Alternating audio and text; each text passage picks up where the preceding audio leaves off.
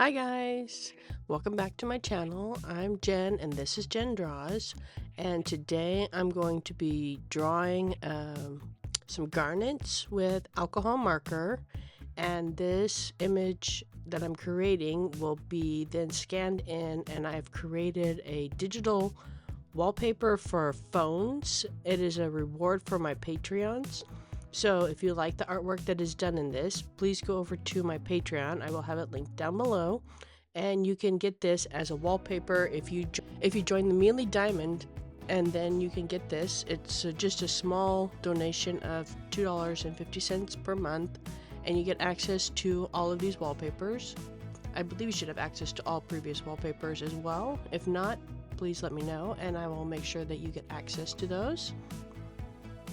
I started out drawing this one. I thought I could maybe make the arch without having to use a compass, and then I thought no, I probably should, because this is spanning the whole width of the paper. The paper I'm using is letter paper, so a full 8x12. So this is a very large drawing, and I just wanted to freehand draw it. I did not want to use anything to make perfect circles or anything like that, because then I thought it would then look too mechanical and not hand-drawn, and I really wanted something hand-drawn using my alcohol markers, and I'm using a red coal erase pencil. I did use a ruler just so that I could make sure that I was in the middle of the page, and then as you saw, I kind of used a compass just to get an arc in there, just so that I know that it spanned from the middle to the outside edge, and that it would appear to be symmetrical to the eye, although it's not perfectly symmetrical.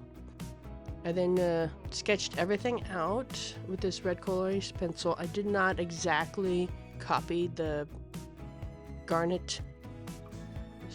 It was a Garnet hair clip that I found on the gia.edu website. I will link that down below. I just did my impression of it because I didn't want to take the time to make it an exact replica of it. It was more about just getting the idea of it, and I chose Garnet because Garnet is January's birthstone, as you might know, or maybe you don't know. And garnets come in a wide variety of colors, as you saw in that calendar that I have, but when I think of garnet, I think of this deep red color, so that's what I went with.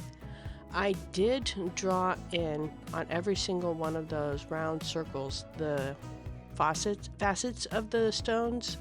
I kind of regret doing that later, because by the time I got the marker down over them, it was completely gone. But hey, it was good practice to get them all in, since this is not a standard cut that I usually draw. So it gave me a lot of practice, we'll call it that. And then for the big one, I did take care and drew that one in as exactly how I wanted it, because that one will be detailed out once I am drawing it in and coloring it in. That one will be perfectly faceted, and I will stick to the lines there. The rest, it's just going to be lightly rendered. You'll get the idea of it, you'll still get that depth, you'll get the colors and everything from it. And on the right, you can see the colors I use. There are kind of a cherry reds, and then there's one orange, because the reds that I have are too pink undertoned, and real garnet is a bit more orangey undertoned.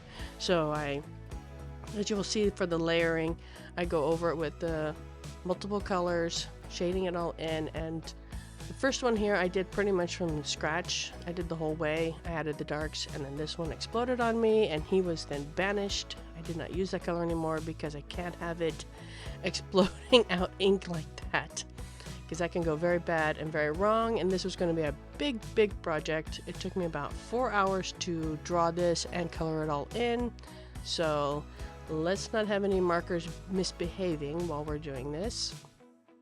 So you can see I then drew in all the facets while it was still wet, so they would kind of like merge together, and I covered it then with the orange, so that once it's all dry, I can see what the final color will be. And then once the alcohol is evaporated or dried into the paper, I can then go over it again and then add some more facets to give it a bit more definition. It's really a layering process and a bit of patience. And as I go on, I find out that I can really work on multiple at one time if I work quick enough, so that I can well, speed up the process a little bit, because it was very time consuming coloring in all of these, adding all the facets to them so that they all have that nice beautiful dimension to them, so they look like they are real gems on the paper. And they all have this old style cut, because I think they were flat backs, and then the top was then cut and carved so that they sparkle, and that's why they have this different facet look to them as well, and not the traditional facets that are usually done these days, because this was an older brooch, I believe done in the early 1900s. So back then they cut things differently than they do these days.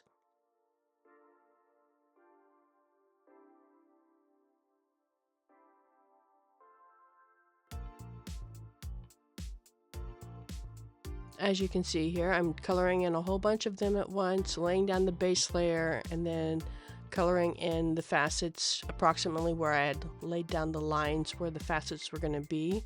And on the smaller ones, I drew fewer facets, and on the larger ones, I drew a few more. And only on the really, really big one did I draw all of the facets on it, because as I said, I really wanted that one to stand out because he was the big boy at the top. And the rest are just kind of like supporting cast, and just to give you that effect that they are all cut the same way, they're all the same stone, and just to give you that cohesiveness look to it. It is not an exact mirror copy across the board. I took some liberties adding some stones here and there. I did not draw any way that they were connected in any form, so there's no metal in the background. It's just the stones themselves. It's just purely a pretty rendering that I made of the stones in this hair clip.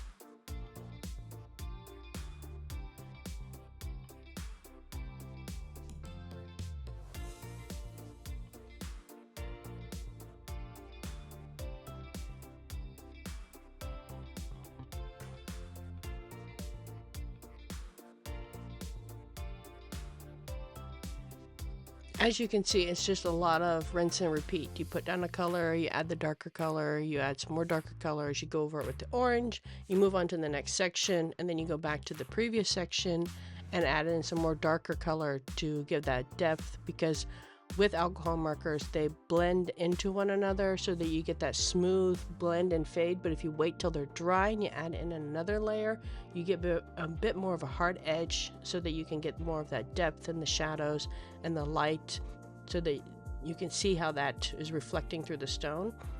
One thing I did omit from this, I did not do any white highlights. I thought that would detract from this piece. Usually, as you've seen in my sample there, I had done the white lines to indicate the facets, and that usually comes and looks really nice. But I thought with this piece, with so many of them, it would detract from it and it would become too much and too overwhelming. And I really like how this has a bit more of a softer, warmer, and has more depth of a feel to it. So I left that part out, but I did go in around every single one of them, and I did do a cast shadow to them just to give the whole piece a bit more depth. I'm really glad I did that. There was also a lot to go make sure that I went around every single one of them, and where the stones overlapped, make sure to touch the other stones so that you get that feeling that they are overlapping and casting a shadow onto one another. So that gives the piece a bit more depth and realism to it. Again, I'm never going for exact realism. I like to go for more of an impression so that you just can see how you can get the idea and the feel of a piece without being an exact one-on-one copy of it. I kept going around, and as you can see with the close-up here, they're not exactly perfect round stones, which I like because it gives a bit more of a real feel, a bit more of an antique oldie feel to it. And what was really fun is sometimes I'd be going around a stone doing a shadow, and I would see a stone next to it, and I'm like, oh, oops, I forgot to cover that one with the orange, or I didn't do any more shadows into it, or I didn't do enough of the light into it. And I would have to go back and forth, and it was really fun trying to remember which ones I had done with what colors and trying to be systematic about it. But with so many of them, it's easy to lose track which one you've done what to, and then you have to wait till it dries and you're like, oh yeah, I need to add some more dark to that one. He's looking a little too pale. He doesn't have any depth to him. And I had a paper towel underneath my hand just so that I don't get any sweat or oils onto the paper, because that can influence how the alcohol marker is going to be repelled or how it'll lay down on the paper. And I didn't want anything to detract from this piece because I had a lot invested in it. It was one of my biggest pieces that I've ever done, other than the Hope Diamond that I drew a while back during a couple live streams. So I did not want to take any chances of it getting messed up, and it was a couple hours in deep on this part, and I really was taking care to make sure that this one was going to turn out really well and really perfect, and I didn't want to have to do any touch-ups in any Photoshop or any application like that afterwards. I wanted it to stay original as is, and that's what I did. I scanned it in, and of course when you scan something in from real life, I did have to touch up the colors, because what I saw on my screen versus how it was scanned in, it was a little bit more pale, and it just looked, well, different than what it looks like in real life to my eye. So I did darken up the colors, brighten it up a little bit, and that was about it. I don't think, oh, there was a couple of splatters where when I had opened the markers, they had dripped out some red ink, and it was probably from that one that was misbehaving, because it was, I don't know what was up with it. I think it was just overfilled or something, and I'm gonna have to draw with it a lot to get some of that ink out so it doesn't just explode the moment you open it and use it. And as you see, I used mostly the fine point on these markers because the chisel part was a little too big for what I was drawing here. So yeah, it was pretty crucial that all of them didn't flood out any ink spontaneously onto the page. That's a really bad thing for them to do. Here I'm working on that top gem now, and I put down a base coat, and then I redrew the lines in that I had drawn previously, since I could see them through that one coating of the marker. And as I said, I really wanted this one to be perfect and exactly as I had practiced in my practice drawing. And yeah, I really took my time with this one. I planned it all out. I really went slowly with it. I say I spent probably 20 minutes, half an hour on it, because I really wanted it to be perfect. So I would color in some spots, let it dry, color in not an adjacent spot, but a spot away from where I just colored, just so I would get those hard, nice, straight edges. I really wanted this one to look like it has a lot of depth to it. And again, I was really contemplating about adding a white highlight to it, but I thought, no, if I don't do any white highlights to any of the others, I really don't want to do it to this one.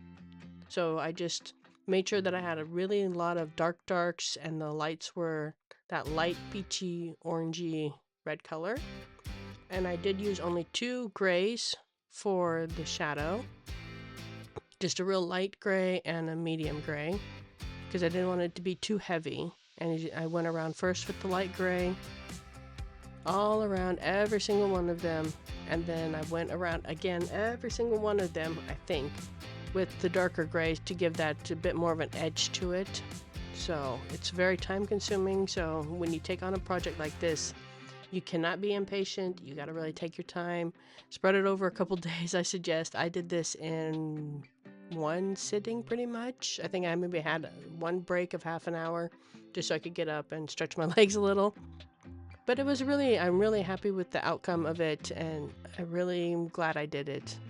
And I can't wait to do more big projects like this and take my time and be even more precise, because there are a couple flaws in here, and I've learned a lot of things, and I know for a big project like this now, it's really 4 hours, maybe 6 hours if I take more time and get everything in precise detail like I would want to do in a future project. So